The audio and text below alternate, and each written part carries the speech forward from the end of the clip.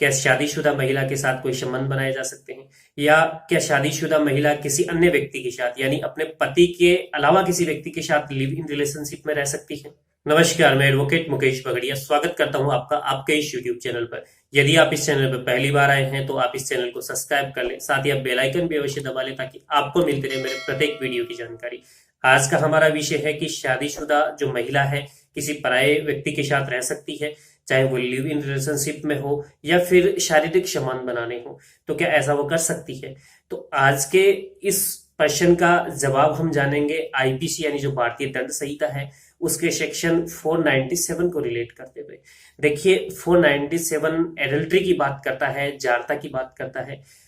497 में ऐसे प्रोविजन किए गए हैं जिनके अनुसार यदि किसी शादीशुदा महिला से कोई शारीरिक संबंध बना था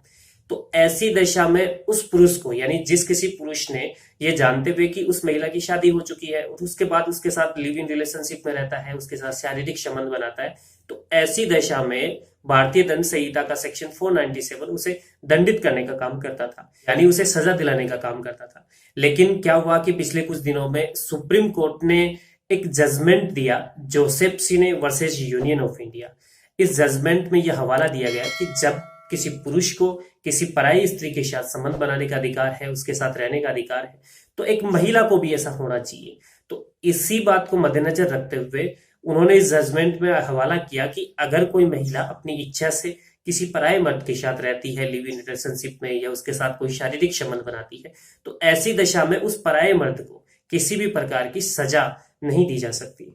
यानी जो 497 जो आईपीसी का बना था, जो एडल्ट्री की बात कर रहा था, उसे डिलीट कर दिया गया, उसे अनकॉन्स्टिट्यूशनल कर दिया गया, यानी उसे असंवैधानिक घोषित कर दिया गया। जोसेफ सिने वर्सेस बनाम यूनियन ऑफ इंडिया के मामले में यह महत्वपूर्ण जजमेंट दिया गया।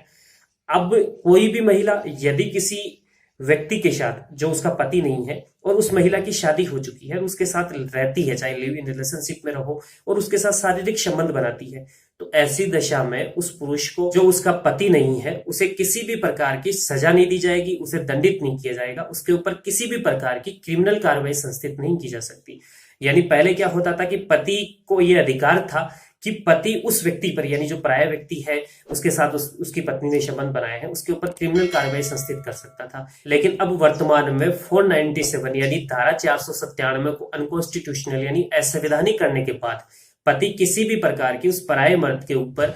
किसी भी प्रकार की क्रिमिनल कार्रवाई संस्थित नहीं कर सकता। हालांकि पति को यह अधिकार है कि वह एडल्ट्री मानते हुए यानी अपने क्रूरता मानते हुए पत्नी के खिलाफ तलाक का जो भी डाइवोर्स का एप्लीकेशन है वो फाइल कर सकता है कोर्ट में, और तलाक का ये वैलिड रीजन भी है। Joseph cine versus union of India में यह तक कहा गया है कि यदि उसकी पत्नी यानी किसी भी पति की पत्नी है किसी पराये मर्द से संबंध बनाती है, उसके साथ लिव इन रिलेशनशिप में रहती है, तो ऐसी दशा में वह उसके यानी उस पराये मर्द पे केस फाइल नहीं कर सकता, क्रिमिनल कार्रवाई नहीं कर सकता, लेकिन ये उसे तलाक लेने का पर्याप्त कारण दर्शित करता है। यानी उसके ऊपर क्रूरता मानी है और उसके क्रूरता मानते हुए सुप्रीम कोर्ट ने यह कहा है कि इसके आधार पर पति को तलाक ग्रांट किया जा सकता है यदि पति तलाक की एप्लीकेशन लगाता है, डाइवोर्स की एप्लीकेशन कोर्ट में संस्थित करता है।